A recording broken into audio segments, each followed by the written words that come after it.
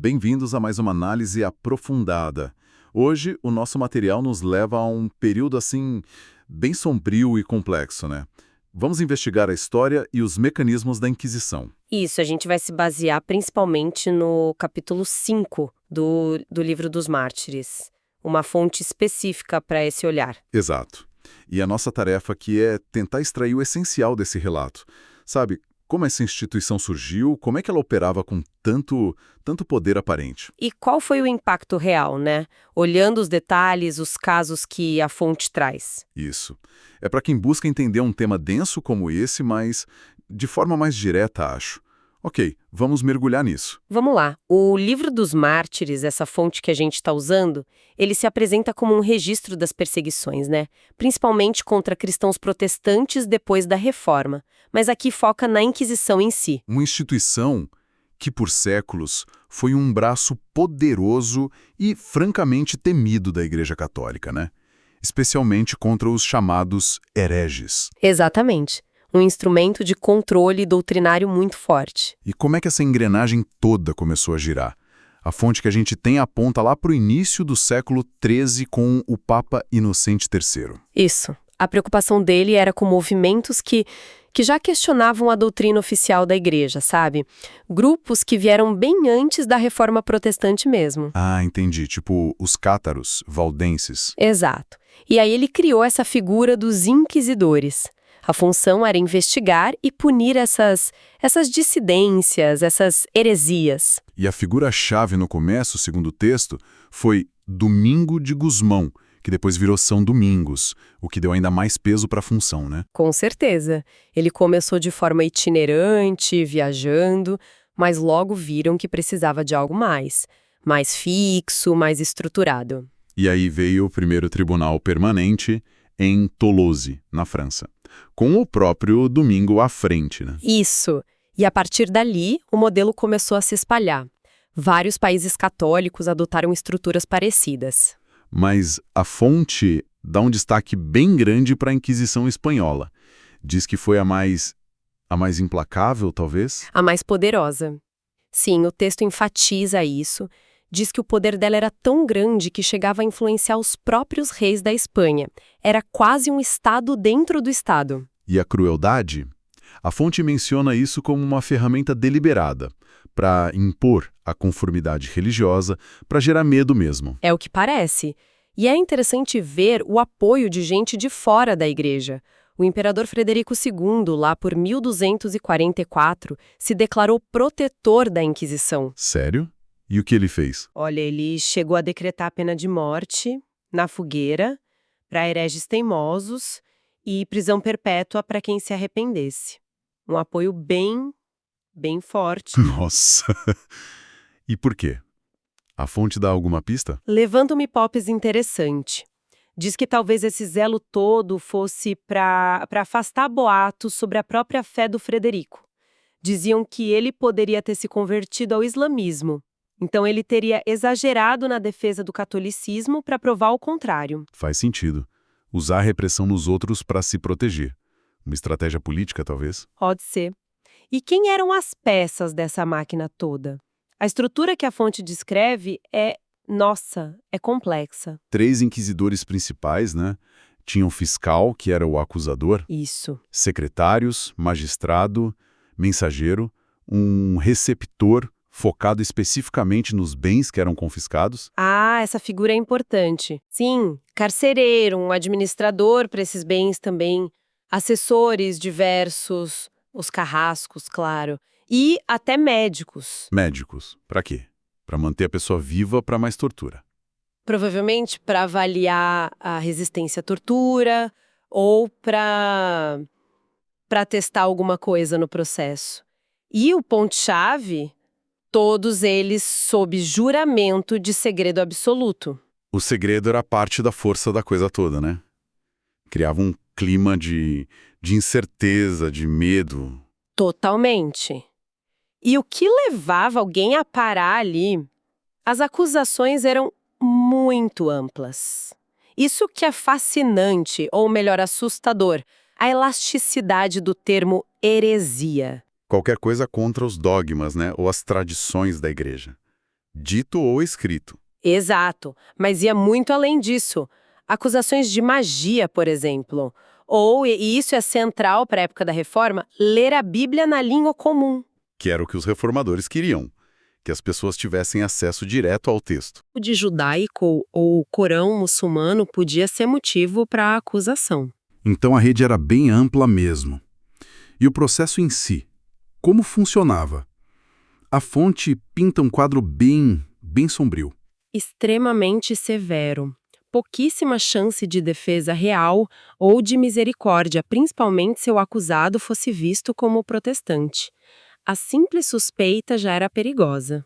E aqui tem um ponto que a fonte martela bastante.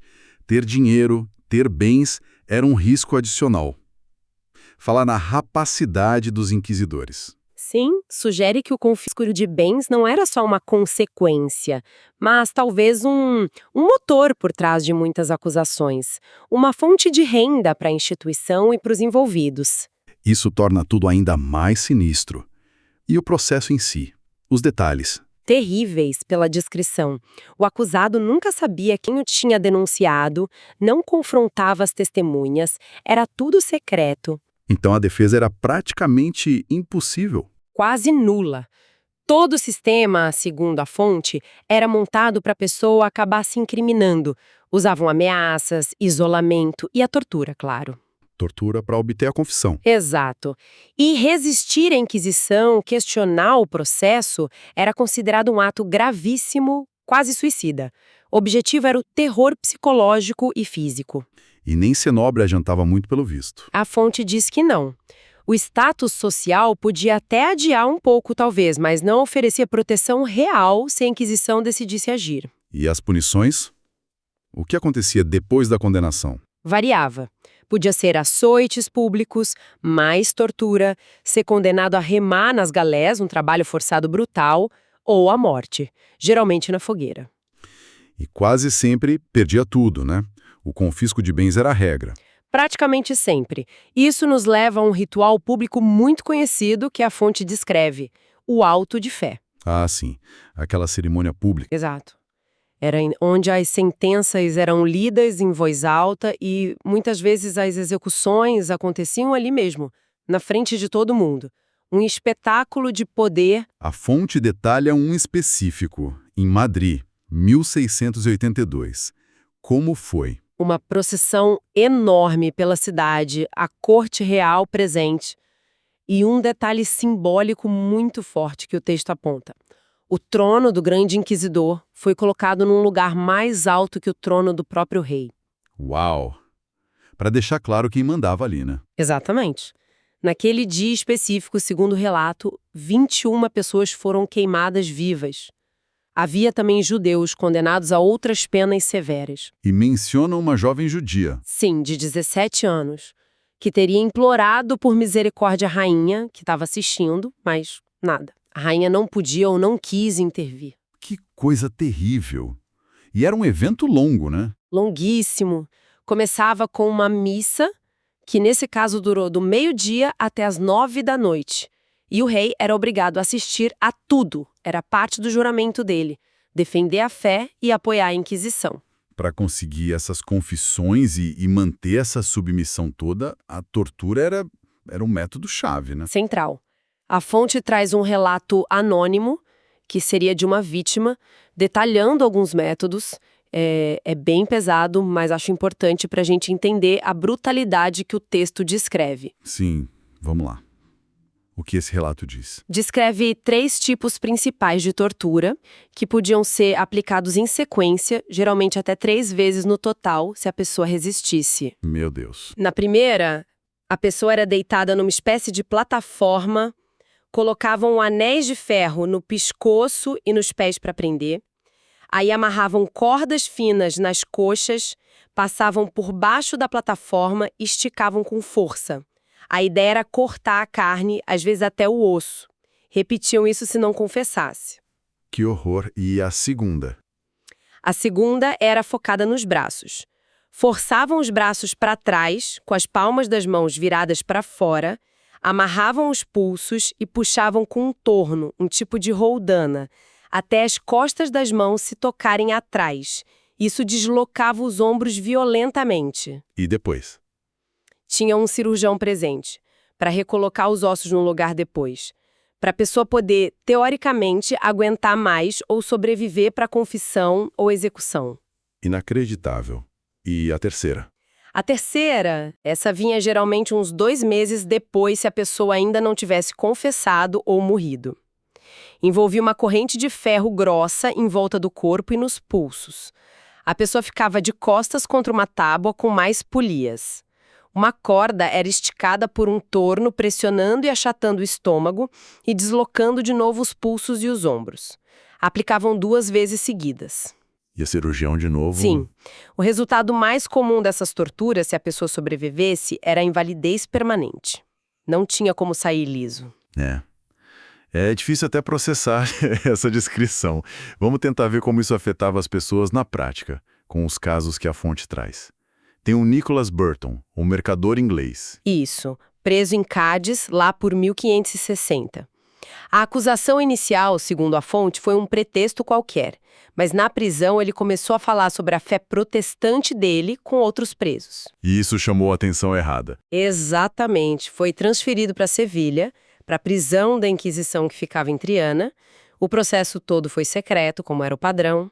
E o fim dele? Condenado no auto de fé, foi levado para a fogueira usando o San Benito, aquela túnica que mencionamos, pintada com demólios e chamas e amordaçado, para não poder falar nada no final. Terrível.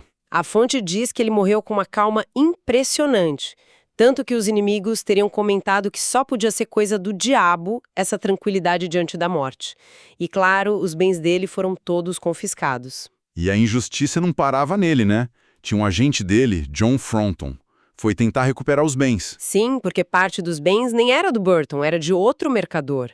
Ele foi para a Espanha, enfrentou meses de burocracia, exigências, aquela enrolação típica. E acabou se dando mal também. Caiu numa armadilha. Chamaram ele para uma suposta reunião para resolver a papelada e prenderam ele. Mas qual foi a acusação contra ele? Olha que absurdo.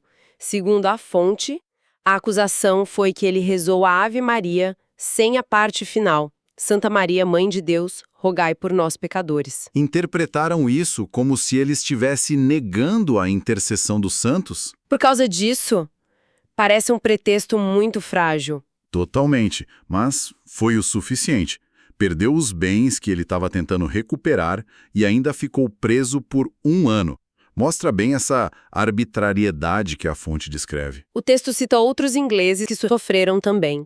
Mas tem um confronto bem inusitado, né?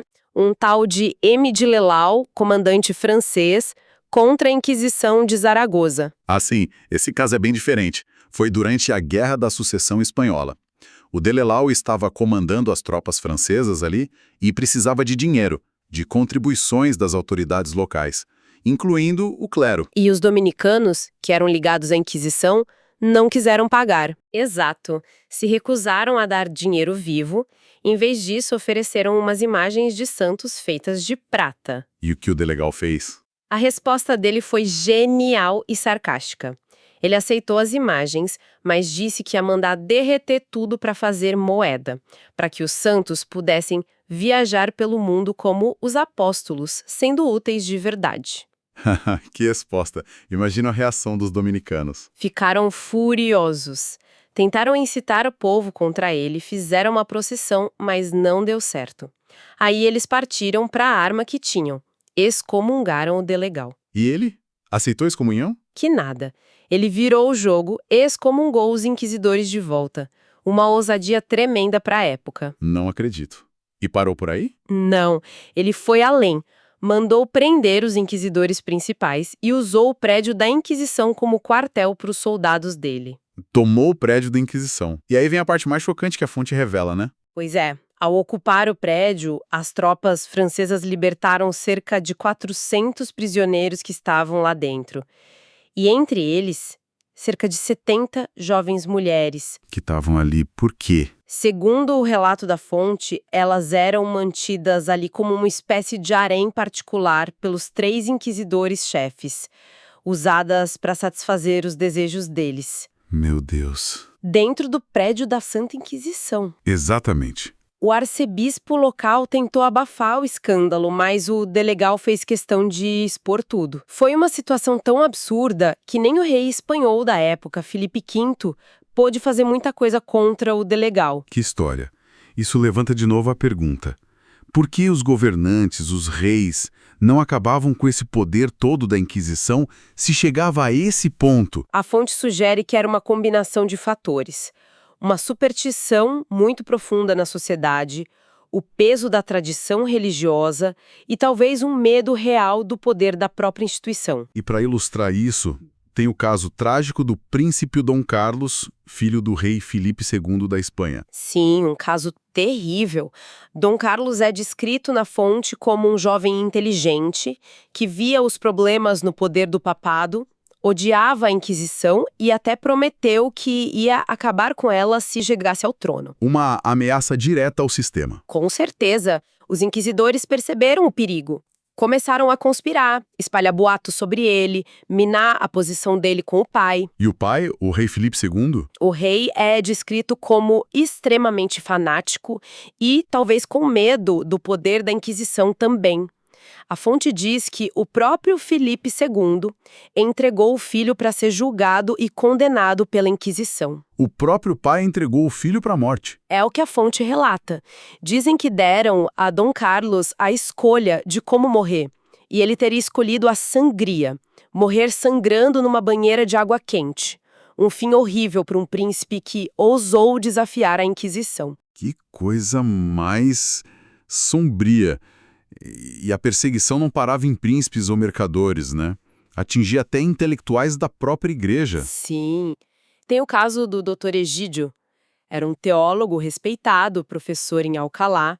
Foi preso pela Inquisição. Chegou a ser libertado por ordem do imperador Carlos V, mas a marca ficou. E mesmo depois de morrer? Mesmo depois de morrer de causas naturais, já idoso, os inimigos dele não descansaram.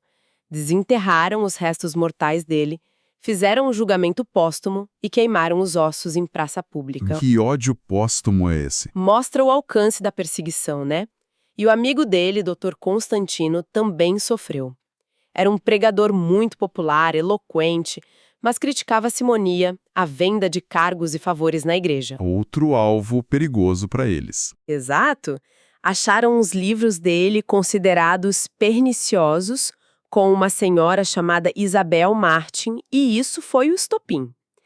Prenderam ele confessou ser o autor dos escritos, morreu na prisão de doença depois de mais de 2 anos lá dentro. E o corpo dele? O mesmo destino do Egídio, queimado postumamente num auto de fé.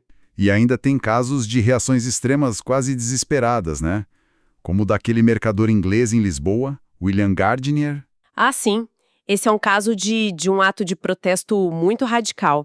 Ele estava em Lisboa, assistiu a uma missa com a presença da família real e ficou chocado com o que ele considerou idolatria, a adoração da hóstia. E o que ele fez? No domingo seguinte, ele foi à missa de novo. Na hora da consagração, ele correu até o altar, arrancou a hóstia das mãos do cardeal e pisotou ela no chão. Meu Deus! Ele devia saber o que ia acontecer. Provavelmente. Foi preso na hora, claro, torturado brutalmente, mas manteve a posição, dizendo que agiu por consciência contra a idolatria. E a sentença? Morte na fogueira, mas de uma forma especialmente cruel, assado lentamente sobre as brasas. A fonte diz que ele morreu com paciência e fé, e ainda acrescenta um detalhe meio pitoresco ou talvez lendário, que faíscas da fogueira dele teriam voado e incendiado um navio de guerra real que estava ancorado ali perto. Que história! E temos ainda a história bem detalhada de outro estrangeiro, William Lithgow, um viajante escocês. Isso, preso em Málaga por volta de 1620. A acusação inicial foi de espionagem, porque ele tinha visitado a frota inglesa que estava no porto. Mas era verdade. Ele negou, disse que era só um viajante curioso. Interrogaram ele, viram os papéis dele, mas ignoraram as explicações. Prenderam ele em condições horríveis na casa do governador mesmo.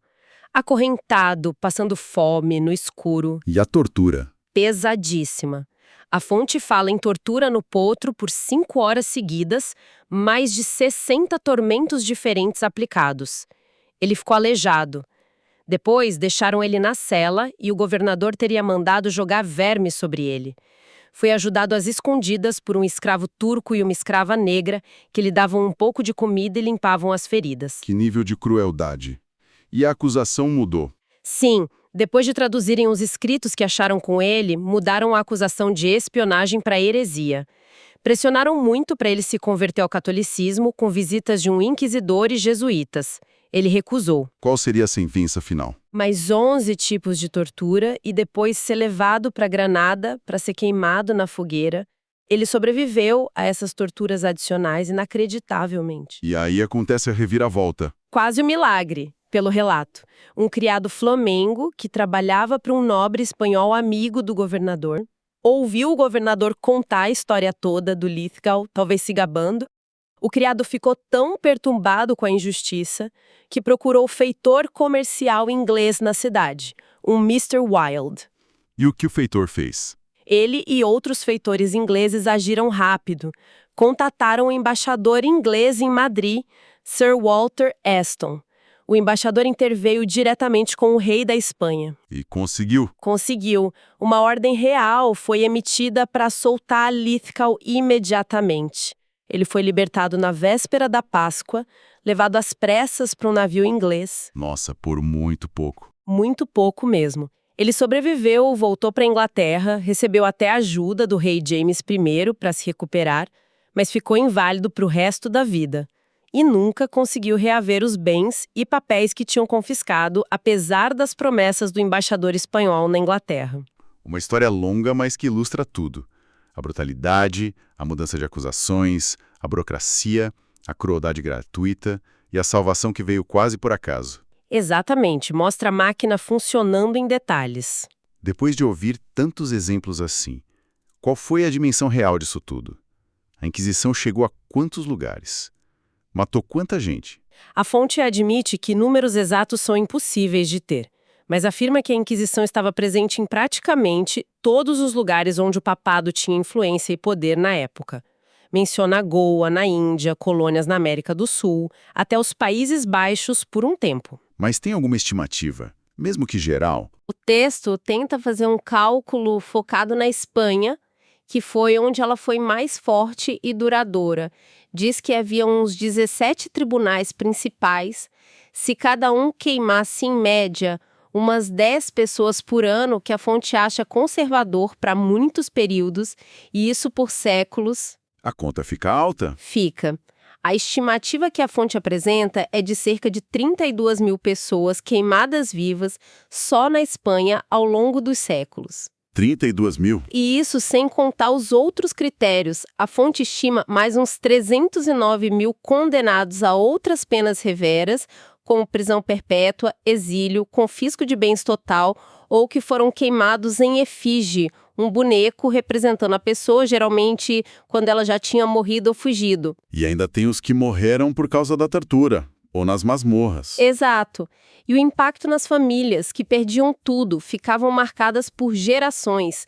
Se a gente tenta conectar isso ao quadro geral, é uma escala de perseguição e sofrimento realmente massiva. No século XIII, quando começou a se estruturar. Sim, e faz um contraponto interessante. Diz que a Igreja Romana, com o poder e a influência que tinha naquela época, poderia ter usado essa força para espalhar conhecimento, promover a paz, defender liberdades. Mas a escolha foi outra. A escolha, segundo a análise da fonte, foi criar e manter essa instituição de controle, medo e repressão violenta. Então, o que a gente tira dessa análise toda, baseada no Livro dos Mártires? Vimos as origens da Inquisição lá atrás, na busca por controle doutrinário. Vimos os métodos brutais, a tortura como ferramenta, o papel importante que o confisco de bens parece ter tido. E o medo, né? O medo que essa instituição estilava paralisando até mesmo reis e príncipes, como no caso do Dom Carlos. A fonte realmente bate muito na tecla de como a superstição que já existia na sociedade, combinada com o medo institucional e em muitos casos a pura cobiça, permitiu que essa crueldade toda florescesse e durasse séculos. O caso do Filipe II entregando o próprio filho para a Inquisição é talvez o exemplo mais extremo dessa dinâmica perversa que o texto descreve. Com certeza. Mostra até onde o sistema conseguia ir. Fica então, para quem nos ouve, uma reflexão final, talvez um pouco incômoda, né?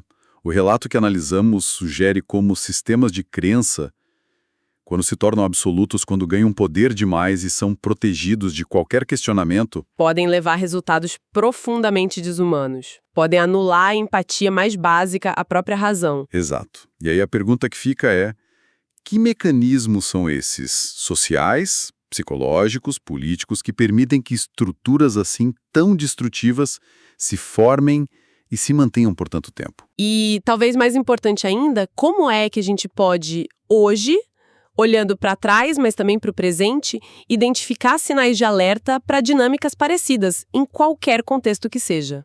Uma questão para a gente pensar. Agradecemos a companhia de todos nesta análise aprofundada do material que compartilhamos hoje.